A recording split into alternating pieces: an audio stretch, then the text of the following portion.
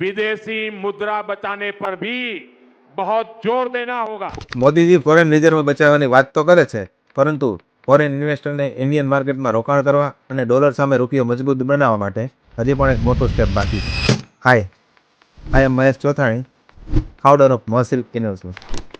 અત્યારે FI Indian માર્કેટમાં હજારો કરોડનું સેલિંગ કરી રહ્યા છે. એની પાછળનું એક મોટું કારણ હોઈ શકે છે એલટીસીજી અને એસટીટી ટેક્સ. ગ્લોબલી કમ્પેર કરીએ તો ઇન્ડિયામાં એલટીસીજી એટલે કે long term capital gain tax અને એસટીટી હાયર સાઇડ ઉપર છે. ફોર એક્ઝામ્પલ, દુબઈ, સિંગાપોર અને સ્વિટ્ઝરલેન્ડ જેવા દેશોમાં શેરબજારના ટેક્સ 0 છે અથવા તો નહીં હોય. જો ઇન્ડિયન ઇકોનોમીને સ્ટ્રોંગ બનાવવી હોય અને ડોલર સામે રૂપિયાને મજબૂત કરવો હોય તો ફોરેન ઇન્વેસ્ટરોને એટ્રેક્ટ કરવા માટે બેટર ટેક્સેશન જરૂરી છે.